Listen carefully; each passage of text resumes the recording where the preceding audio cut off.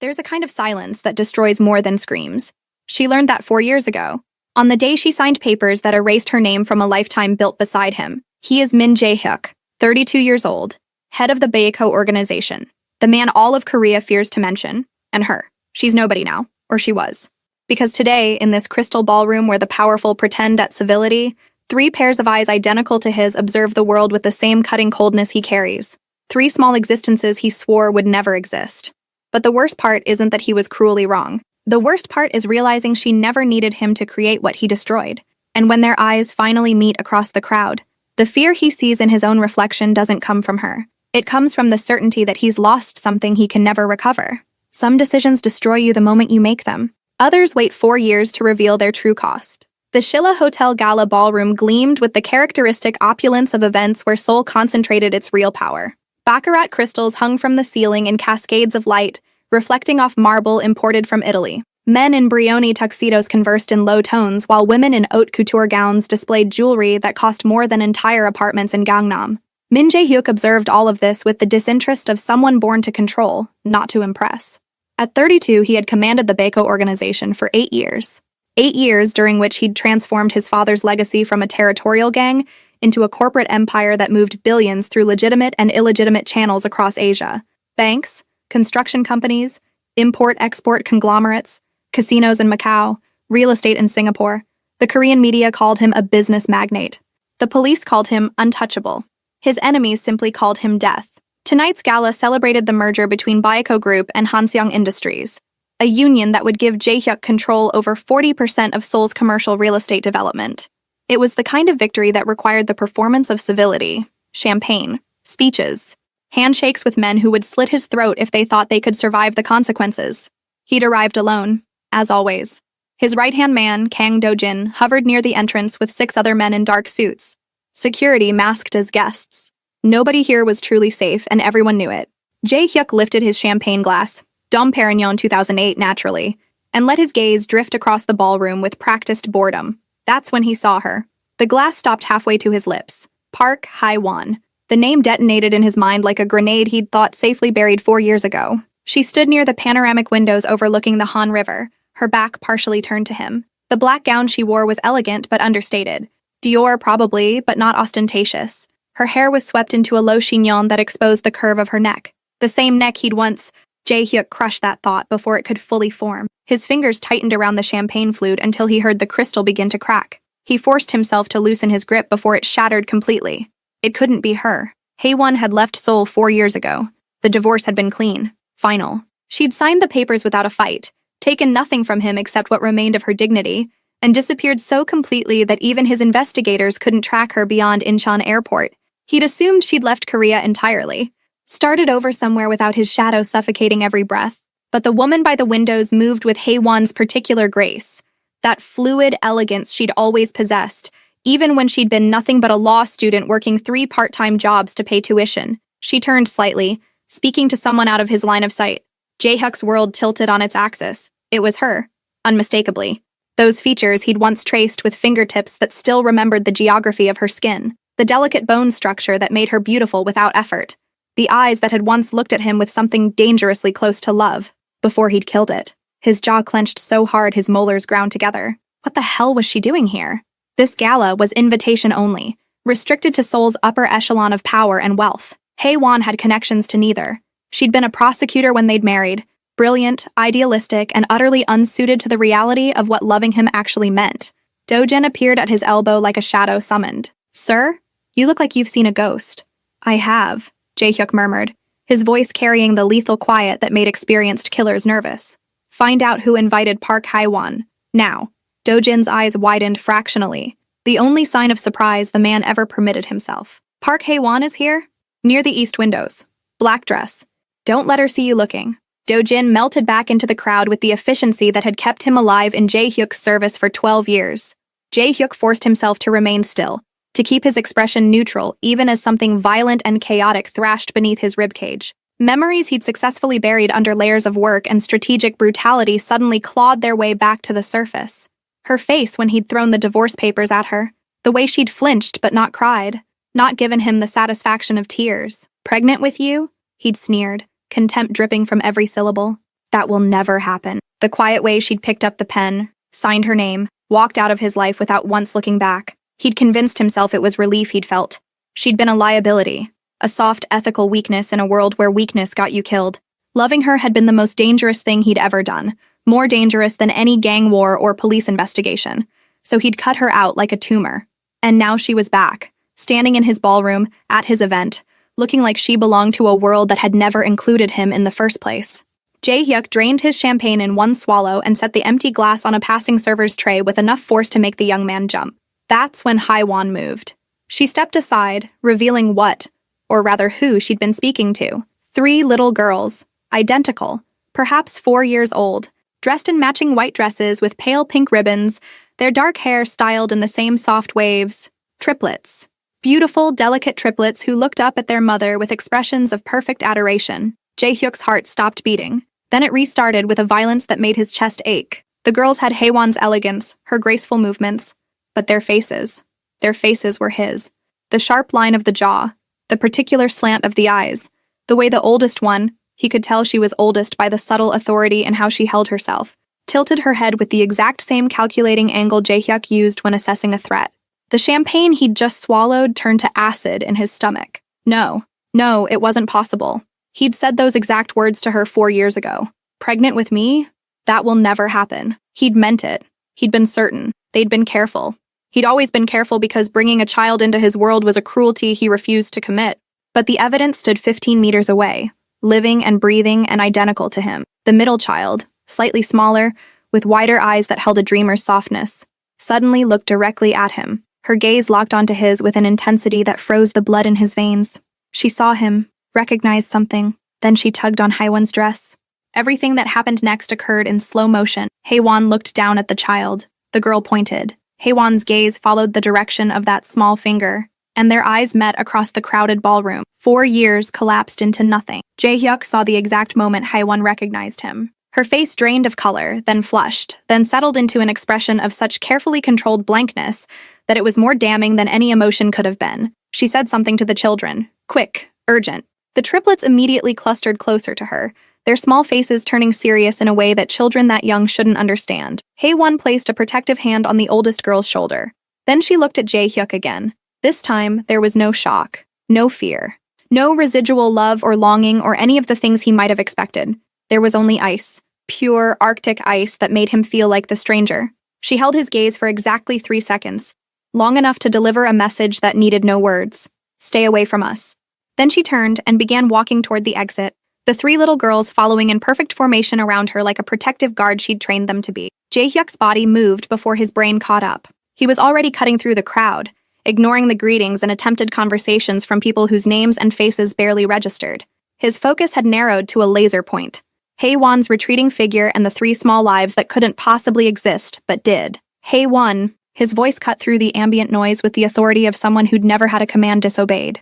She didn't stop. She didn't even slow down. Park Haewon. This time, people in the immediate vicinity turned to stare. In Seoul's high society, public displays of anything were considered vulgar.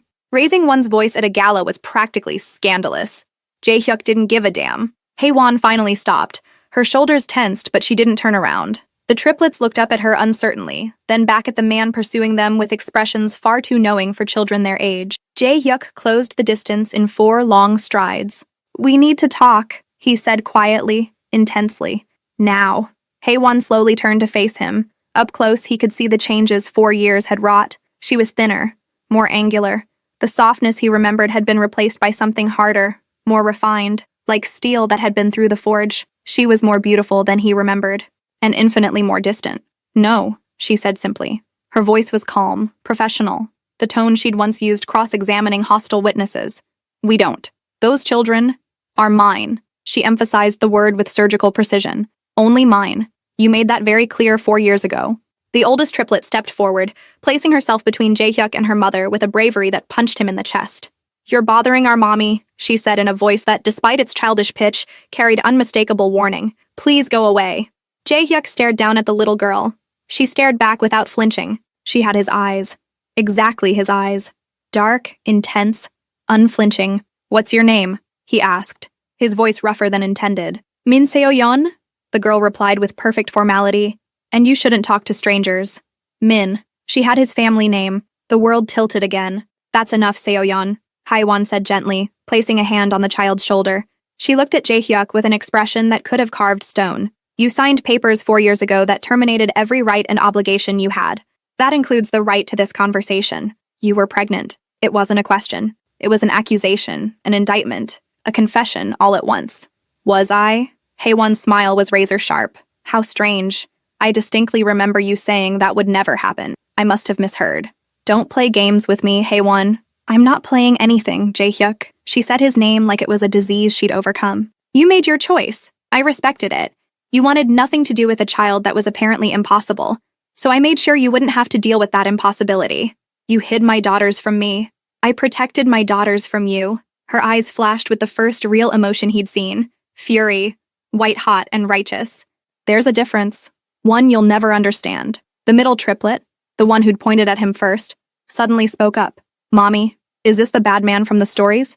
Haewon's face softened instantly when she looked at the child. No, sweetheart. He's nobody. Just someone Mommy used to know. Nobody. The word hit harder than any bullet Jae-hyuk had ever taken. We're not finished, he said, his voice dropping to the dangerous register that preceded violence. Yes, Haewon replied with devastating finality. We are. We've been finished for 4 years. The only difference is now you know what you threw away. She gathered the triplets closer. Come on, girls. Let's go home. Haewon! She walked away. Again. Just like she had 4 years ago. But this time, she took 3 pieces of him he hadn't known existed. Jae-hyuk stood frozen in the middle of Seoul's elite, watching the only woman he'd ever loved disappear with the children he'd sworn would never exist. And for the first time in 8 years of ruling Seoul's underworld, Min Jae-hyuk had absolutely no idea what to do next. The past doesn't stay buried. It waits for the perfect moment to detonate. Min Jae-hyuk didn't sleep that night. He sat in his penthouse office in Gangnam, 32 floors above the city that never quite slept, staring at the dossier Kang Do-jin had compiled in less than 4 hours. Park Hae-won, age 31, chief legal counsel for Hansong Industries. That last detail made his jaw clench. Hansong, the very company he'd just merged with. Which meant Hae-won had been involved in the negotiations for months without him knowing. She'd been in meetings, reviewing contracts, probably in the same buildings he'd visited, and he'd never once suspected. She'd hidden in plain sight. Deliberately. The dossier included photographs. Surveillance images his men had taken after the gala. Hae-won leaving the hotel with the triplets. Getting into a modest Hyundai Genesis. Driving to a high-rise apartment in Seongsu-dong, an affluent but not ostentatious neighborhood known for young professionals and families. The apartment building wasn't cheap, but it wasn't the kind of luxury she could have afforded on a prosecutor's salary, which meant Hansung paid her very well indeed. There were school records.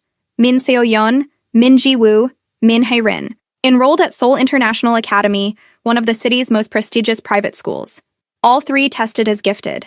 Seo-yeon, the oldest by 7 minutes according to birth certificates Do-jin had somehow acquired, showed particular aptitude in logic and mathematics. Ji-woo excelled in creative arts and languages. Hae-rin demonstrated advanced emotional intelligence and mediation skills. Jae-hyuk's daughters were brilliant. His daughters. The words still felt impossible in his mind. He'd spent 4 years building an empire, consolidating power, eliminating rivals. He'd survived 2 assassination attempts, a police investigation that had cost him $8 million in bribes to bury, and a territorial war with the Jade Serpent Syndicate that had left 17 men dead. And the entire time, Hae-won had been raising his children alone. The thought made something violent twist in his chest, a sensation he didn't have a name for because he'd spent his entire adult life excising such feelings from his emotional repertoire. You look like you're planning a war, Do-jin observed from the doorway. Jae-hyuk didn't look up from the photographs. 3 identical little girls smiled at the camera in what appeared to be a school picture. Seo-yeon's smile was controlled, knowing. Ji-woo's was dreamy, distant. Hae-rin's was warm, genuine. I'm planning how to fix a mistake I didn't know I'd made, Jae-hyuk said quietly. With respect, sir, those children aren't a mistake. I didn't say they were. Jae-hyuk finally looked up, his expression harder than diamonds. The mistake was letting Hae-won believe I didn't want them. Do-jin shifted his weight, a tell that indicated discomfort. You did say that, quite explicitly, if I remember correctly, and I was there. The memory surfaced with painful clarity. 4 years and 2 months ago. Jae-hyuk's private office in the Baeko headquarters. Hae-won standing across from his desk, her face pale but composed, one hand unconsciously resting on her still flat stomach. "I'm pregnant," she'd said simply. And he'd looked at her like she'd detonated a bomb in his chest, which in a way she had. "No," he'd said immediately. "Absolutely not. Jae-hyuk, pregnant with me? That will never happen." The words had come out harsh, final, backed by 4 years of carefully maintained emotional distance. "I told you from the beginning, no children, ever. My life doesn't allow for that kind of vulnerability." "It's not about allowing," Haewon had replied, her voice shaking only slightly. "It already happened. I'm 9 weeks along. Then terminate it." The silence that followed had been absolute. Haewon had looked at him like she was seeing him clearly for the first time, like every illusion she'd built about who he might become had shattered in that single moment. "I see," she'd whispered. "This isn't negotiable, Haewon. A child makes you a target. Makes them a target. In my world, that's a death sentence. I won't do that to an innocent life." "How noble of you," she'd said with bitter irony. "Protecting someone by ensuring they never exist." 안녕, 여러분. Before you continue, if this story touched something in you, you should know I didn't tell everything yet. The complete version has 20 full audio episodes. No interruptions, no ads. Just the story, the emotions, and the moments I couldn't fit in here. If you scan the QR code on your screen, or tap the link in the pinned comment to continue listening right now. "I'm protecting you, and myself, and the ghost of a future that can't happen." He'd pulled the divorce papers from his desk drawer, papers he'd had prepared months earlier but never had the courage to serve, until that moment. "Sign these. Leave Seoul. Start over somewhere I can't ruin you." "You already ruined me," Haewon had replied, but she'd picked up the pen and signed her name with a steady hand that impressed him even as it destroyed him. Jae-hyuk slammed his fist on the desk, scattering the photographs. "I thought I was protecting her," he said through clenched teeth. "From the life, from the enemies, from me. Instead, you just hurt her." Do-jin replied with the brutal honesty only a man who'd saved Jae-hyuk's life 3 times could get away with. "And now she's protected herself better than you ever could have." That was the part that actually stung. Haewon hadn't just survived without him, she'd thrived. Chief legal counsel at a major corporation, mother to 3 exceptional children, living a life that looked complete without any space carved out for him in it. She'd moved on.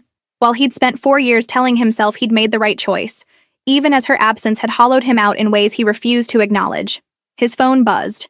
A text from an unknown number. "Stop investigating me. Stop investigating my daughters. Leave us alone, or I will file a restraining order and make it public. Ask yourself if the head of Baeko Group can afford that kind of scandal." H.W. Jae-hyuk almost smiled. Almost. Even now, even while threatening him, Haewon was protecting him. A restraining order would raise questions about his past, his personal life, cracks in the carefully constructed facade he presented to Seoul's business community. She could destroy his reputation with a single filing, but she was giving him an out instead. He typed a response. "We need to talk. Not about us. About them. They deserve to know who I am." The reply came within seconds. "They know exactly who you are. I told them the truth. You're the man who didn't want them. That's all they need to know." Jae-hyuk stared at the screen, rage and something painfully close to grief warring in his chest. "I was wrong." 3 dots appeared, indicating she was typing, then disappeared, then reappeared. Finally, "Congratulations on your epiphany. 4 years too late. Don't contact me again." She blocked his number.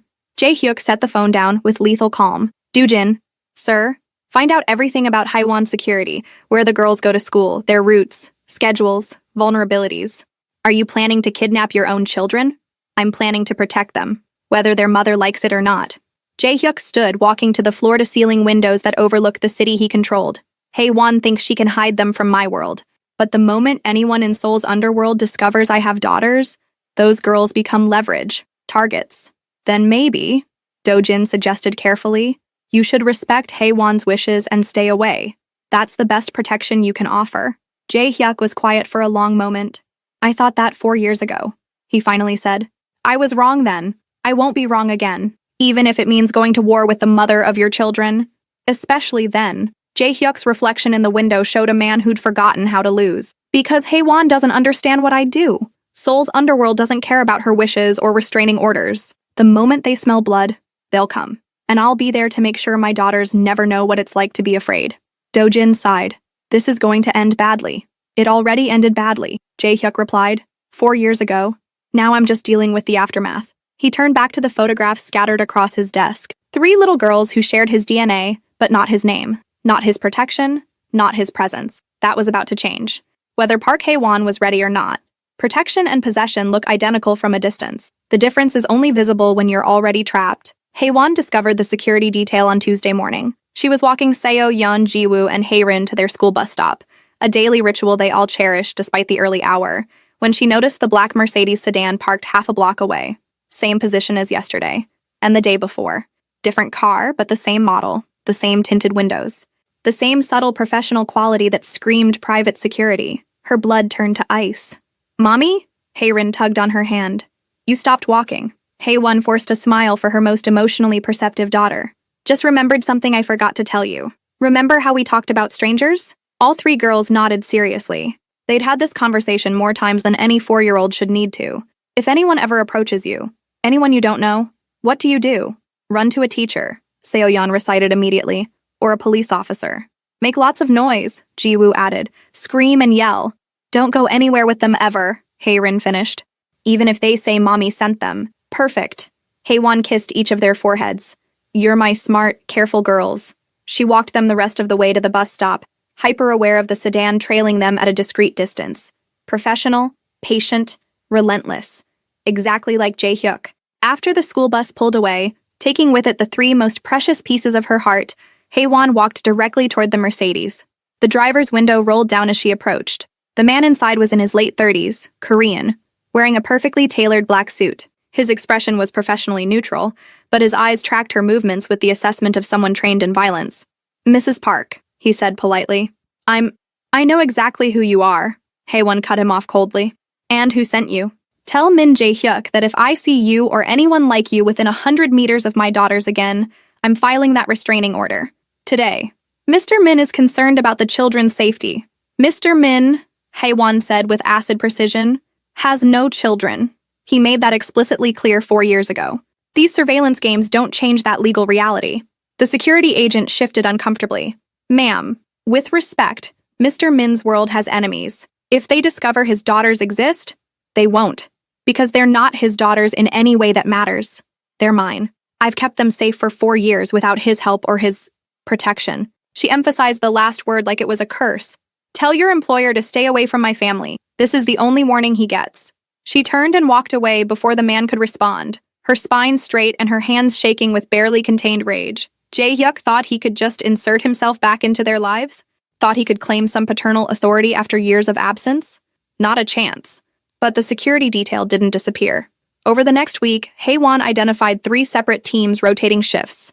One outside her apartment building, one near the girls' school, one that followed her to work at Hansung Industries. She filed a formal complaint with the police. The officers took her statement politely and promised to look into it, but nothing changed. Jae-hyuk's influence ran deep in Seoul, deeper than civilian law enforcement wanted to acknowledge. On Friday, she walked into her office at Hanseong to find Jae-hyuk sitting in her chair. Her heart slammed against her ribs even as her expression froze into professional blankness. Get out of my office, she said calmly. Jae-hyuk stood with the fluid grace of a predator rising from rest. He wore a charcoal Tom Ford suit that probably cost more than her monthly salary. His dark eyes tracked her with an intensity that once would have made her knees weak. Now it just made her angry. We need to talk, Hae-won. No, we need you to respect boundaries like a functional adult. She crossed her arms. How did you even get past security? I own 40% of this company as of last week. Security doesn't stop me from going anywhere I want. The implication hung in the air like poison gas. Hae-won took a slow breath. You merged with Hansung to get to me? I merged with Hansung because it was strategically sound. Jae-hyuk's expression gave nothing away. Your presence here was an unexpected complication. Funny. I'd describe you exactly the same way. Something that might have been pain flickered across his features before vanishing. I know you're angry. Angry? Hae-won laughed without humor. Anger is what I feel when someone cuts me off in traffic. What I feel about you requires entirely new vocabulary. I made a mistake. You made several. The mistake I'm currently focused on is the surveillance team you've assigned to stalk my children. I'm protecting them. You're terrifying them. Her voice cracked despite her best efforts. Seo-yeon has started having nightmares about strange men following her. Jiwoo asks me every morning if the shadow cars will be there. Hae-rin cries before school because she thinks someone's going to take her away from me. Jae-hyuk went very still. I didn't know. Of course you didn't know. You don't know them. You're a stranger who shares their DNA and nothing else. Hae-won moved to her desk, putting furniture between them like a barrier. Call off your men, today, or I escalate this in ways that will cost you more than money. There are people who would hurt them to get to me. Then stay away from them. The words came out raw, desperate. Don't you see? You're the danger, Jae-hyuk. You and your world and everyone in it. The only reason my daughters are safe is because nobody knows they exist. But you're about to change that with your security details and your presence and your... She cut herself off before saying something she'd regret. I can't stay away, Jae-hyuk said quietly. Not anymore. You don't get to decide that. I'm their father. No. Haewon's voice turned to ice. You're a sperm donor who rejected them before they were born. Being a father requires presence, love, sacrifice, things you've proven yourself fundamentally incapable of. The words hit their mark. She saw Jae-hyuk flinch, barely, just a microscopic tightening around his eyes. But she saw it. I was trying to protect you, he said. By destroying me? Interesting strategy. By giving you a chance at a life that didn't include this. He gestured vaguely at himself. Loving me was the most dangerous thing you'd ever done. I couldn't compound that by bringing children into it. So you made the decision unilaterally, without consulting me, without even considering that maybe, just maybe, I was capable of assessing risk for myself. You would have chosen to keep them. Yes. Haewon's eyes blazed. I would have. Because unlike you, I understand that love isn't a weakness to be eliminated.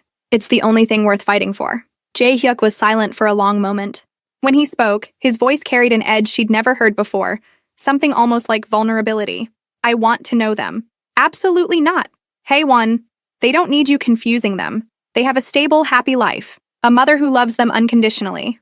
Friends, school, security that doesn't come from armed men in black sedans. She met his eyes without flinching. You can't just walk into that and disrupt everything because you've suddenly decided fatherhood might be interesting. This isn't about interest. It's about responsibility. Then take responsibility by leaving us alone. I can't. The admission seemed to cost him. I've tried. For a week, I've tried to convince myself you're right, that the best thing I can do is disappear. But every time I close my eyes, I see Seo-yeon stepping in front of you at the gala, protecting you from me. She's 4 years old and already braver than half my men, because I taught her to be brave. No, because she's mine. Jae-hyuk took a step closer. She has my eyes, Haewon. My stubbornness. My instinct to protect what matters.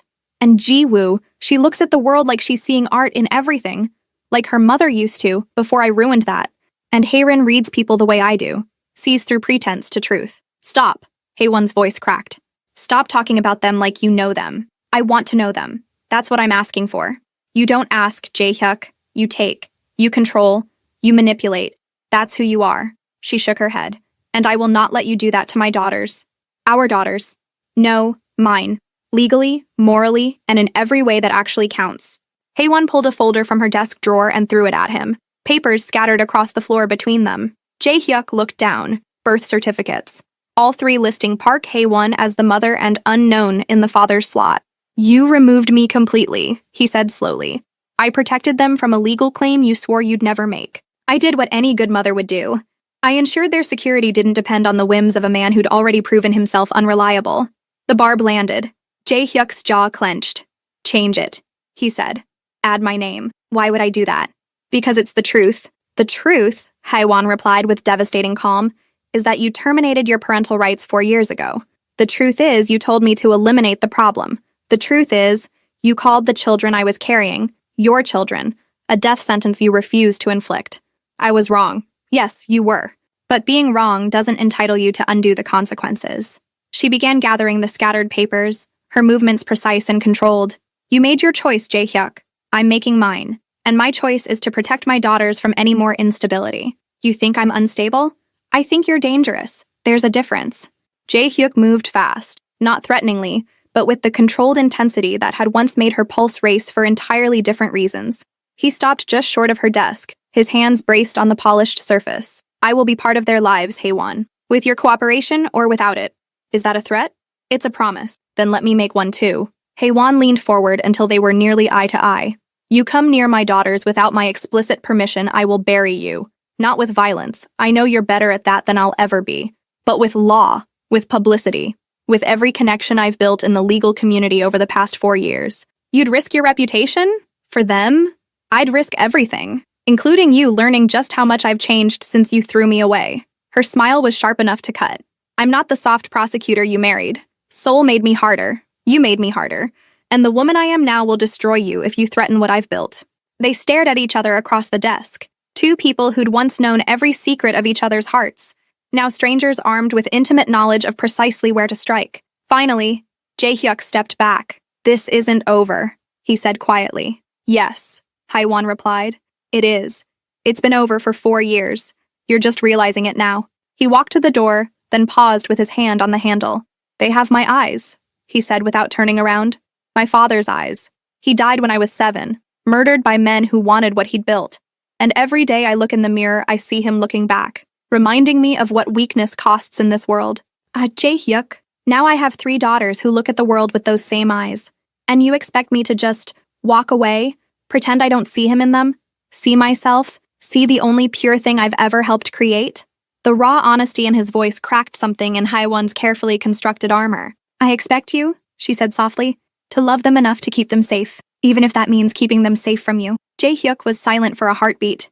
Then he left without another word. Haewon waited until his footsteps faded down the hallway. Then she sank into her chair, buried her face in her hands, and allowed herself exactly 2 minutes to shake. Because Min Jae-hyuk was many things. Ruthless, dangerous, brilliant. But he was also a man who never surrendered. And she'd just declared war on him using their daughters as the battlefield.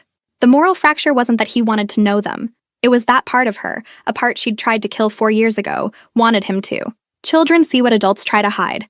They just don't have the vocabulary to name it yet. Min So-yeon knew something was wrong with Mommy. She was only 4 years old, but she'd learned early that adults lied with their smiles. Mommy had been smiling a lot this week. Too much. The kind of smile that didn't reach her eyes. "Seo-yeon," her teacher Miss Kim called during free play. "Your uncle is here to pick you up early." Seo-yeon looked up from the block she was building with Ji-woo and Haerin.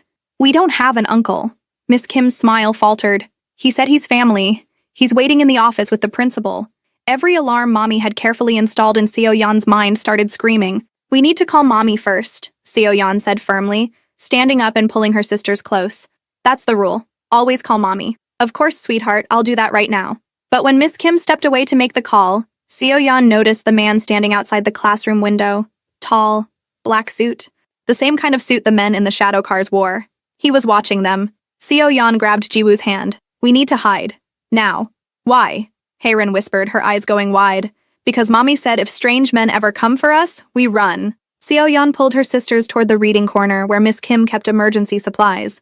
"And we don't stop running until we find Mommy." 3 minutes later, Kang Do-jin stood in Seoul International Academy's principal office, watching Park Hae-won arrive like a force of nature. She didn't knock. She slammed the door open hard enough to make the principal jump. "Where are my daughters?" Her voice was lethal calm. "Mrs. Park, please. There's been a misunderstanding," the principal stammered. "This gentleman presented credentials saying he was authorized." "He's not." Haewon's eyes locked onto Do-jin with killing intent. "He's a criminal who works for my ex-husband. And if you've let him anywhere near my children, I'm shutting this school down with lawsuits that will bankrupt you personally." Do-jin raised his hands in a peaceful gesture. "The children are safe. They're with their teacher. I only came to—" "I don't care what you came to do." Haewon pulled out her phone. "I'm calling the police. You have 30 seconds to leave before I press send." Mr. Min just wanted to ensure 20 seconds. Do-jin recognized defeat when he saw it. He left. But as he walked to his car, he sent a text to Jae-hyuk. "She's not going to cooperate. And the children are smart. Too smart. They reacted to my presence like trained operatives. Whatever Park Hae-won has taught them about strangers. It's working." The response came immediately. "Good. At least she's protecting them properly. Pull all surveillance from the school. I'll find another way." Do-jin stared at the message. In 12 years of service, he'd never seen Jae-hyuk retreat from anything. This woman and these children had changed him in ways that terrified Do-jin more than any gang war ever had. Desperation makes men honest, and honesty from dangerous men is the most terrifying thing of all. Hae-won found the envelope on her apartment door at midnight. She'd just finished putting the girls to bed after the school incident, a process that had taken 3 stories, 2 glasses of water, and 45 minutes of reassurance that no strange men couldn't take them away from Mommy, ever. The envelope was unmarked, expensive paper, no postage, hand-delivered. Her hands shook as she opened it. Inside was a single photograph and a handwritten note. The photograph showed 3 men, Korean, late 20s, covered in tattoos that marked them as Jade Serpent Syndicate, Jae-hyuk's most violent rivals. They were standing outside Seoul International Academy watching the playground. The timestamp read yesterday, 2:47 p.m., exactly when the girls would have been at recess. The note was in Jae-hyuk's handwriting. Elegant. Precise. You think I'm the danger, but I'm the only thing standing between them and this. The Jade Serpents know I have daughters now. Someone talked. Someone always talks. Your secrecy bought you 4 years. That time is over. You can hate me. You can fight me, but you cannot keep them safe alone anymore. My men will maintain a perimeter whether you approve or not, because if anything happens to them, I will burn Seoul to the ground. And you know I'm not speaking metaphorically. We need to talk, truly talk, for their sake. JHPS. I've enclosed information on the Jade Serpent members currently surveilling your building. You're welcome to file police reports. They'll be dead by morning anyway. Haewon read the note 3 times. Then she walked to her bedroom, locked the door, and called the one person she'd sworn never to contact again. He answered on the first ring. Haewon. Just her name. But the way he said it, rough with relief and something darker, made her chest tight. The Jade Serpents, she said without preamble. How long have they known? 5 days since the gala. Someone from Hansong Industries leaked photos to them. I'm still identifying who. And you didn't tell me? Would you have believed me? Or would you have accused me of manufacturing a threat to manipulate you? The accuracy of that assessment made her jaw clench. What do they want? She asked. Leverage. They can't touch me directly. I'm too well protected. But 3 4-year-old girls? His voice went cold in a way that promised violence. That's a vulnerability they can exploit. So your presence in their lives makes them targets. Thank you for proving my point. My absence won't change what they already know. The snap in his voice was startling. Jae-hyuk never lost control. They've seen the photographs. They know the girls exist.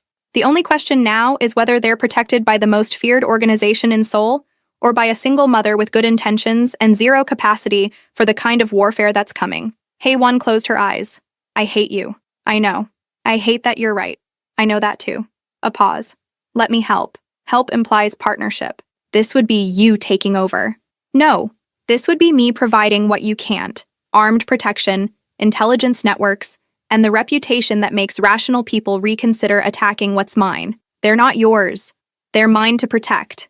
Whether you claim me as their father or not, my DNA is in their blood. That makes them targets. I'm trying to also make them untouchable.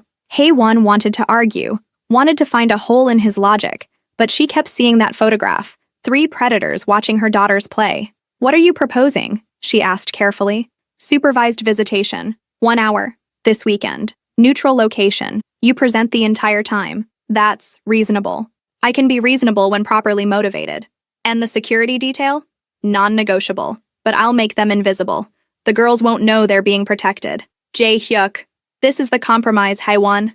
Take it or I implement security protocols without your permission. Your choice. She hated that he was right, hated it viscerally. But she hated the idea of her daughters being vulnerable even more. 1 hour, she agreed. Saturday, 2 p.m., Olympic Park, public space. Agreed. And Jae-hyuk? Her voice turned to steel. If you hurt them, emotionally, psychologically, in any way, I will find a way to hurt you back, legal or otherwise. Understood. His voice softened almost imperceptibly. Thank you. She hung up before she could say something she'd regret. Like that part of her, the part that still remembered loving him, was relieved he wanted to try. Some meetings change nothing. Others change everything. You don't know which until it's too late to choose differently. Saturday arrived with brutal clarity. Jae-hyuk stood near the Olympic Park lake at 1:55 p.m., wearing jeans and a simple black sweater, the most casual clothing he'd worn in years. Do-jin had almost laughed when he'd seen the outfit. You look like a person, Do-jin had observed. I'm trying to look like a father, Jae-hyuk had replied. I'm not sure I know the difference. If you made it to the end, you already understand this isn't just another story. What you watched here is only a fragment. The full experience lives in 20 complete audio episodes, carefully told, with every detail, every emotion, every turning point. There are no ads, no interruptions, and nothing was removed like it is on YouTube. You can listen anytime on your phone with total privacy, inside the members-only area. Scan the QR code on your screen now, or tap the link in the pinned comment to unlock the full story and continue listening immediately. Now, watching Haewon approach with 3 small figures holding her hands, Jae-hyuk felt something he rarely experienced. Genuine fear. Not of violence or death, those were familiar. Fear of inadequacy, of saying the wrong thing, of seeing recognition in his daughter's eyes and having them reject him anyway. Seo-yeon spotted him first. She stopped walking, forcing her mother and sisters to stop too. That's him, she said. Not a question, a statement. Yes, Haewon replied quietly. That's him. The man from the party, Jiwoo added, her dreamy eyes suddenly sharp. The one who made mommy cry after. Jaehyuk's heart cracked. He'd made Haewon cry.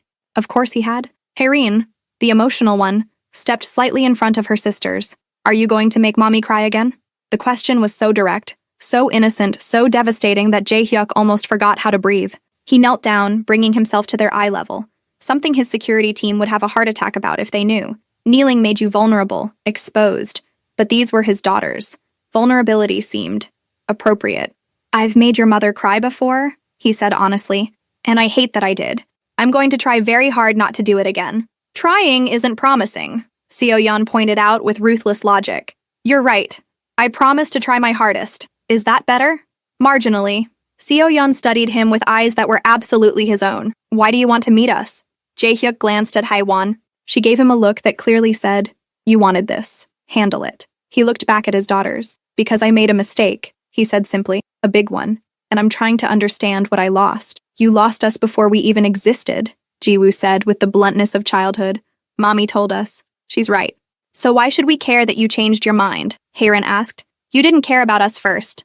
These 4-year-olds were dismantling him more efficiently than any hostile interrogation ever had. You shouldn't care, Jaehyuk admitted. I haven't earned that, but I'd like the chance to try, if you'll let me. The triplets looked at each other in that eerie way siblings sometimes did, communicating without words. Finally, Seo-yeon spoke. 1 hour, like Mommy said. Then we decide if you get another hour. That's fair. And you have to answer questions truthfully, Jiwoo added. Agreed. And if you're mean to Mommy, we leave immediately, Haerin finished. Understood. The girls looked at their mother. Haewon nodded slowly. And just like that, Jaehyuk was given permission to enter the lives he'd rejected. They walked around the lake. Jaehyuk learned that Seo-yeon wanted to be a lawyer like Mommy, that Jiwoo painted watercolors of dreams she had at night, that Haerin could tell when people were lying by watching their hands. He learned they were brilliant and kind and brave. He learned they were everything he'd been too afraid to hope for. But as the hour ended and Haewon prepared to take them home, Seo-yeon suddenly grabbed Jaehyuk's hand. There's a man watching us, she whispered. Behind the trees. He has a camera. Jaehyuk's blood turned to ice. He turned slowly, caught a flash of movement. A telephoto lens, not his security. He knew every one of his men's positions. This was someone else, someone documenting that Min Jae-hyuk had daughters. Get them to the car, he said quietly to Haewon. Now. Jae-hyuk, now. Haewon saw his expression and didn't argue. She gathered the girls and moved. Jae-hyuk pulled out his phone and sent a single text to Dojin, photographer. North trees, alive. 2 minutes later, Dojin dragged a struggling man from the forest. Jae-hyuk recognized the tattoo on his neck immediately. Jade Serpent. The war he'd been preparing for had just officially begun, and his daughters were already caught in the crossfire. The Jade Serpent Syndicate has proof, photographic evidence that Min Jae-hyuk, Seoul's most feared man, has 3 tiny weaknesses. 3 daughters who share his eyes but not his protection. 3 targets his enemies will use to destroy him. Haewon fought to keep them hidden.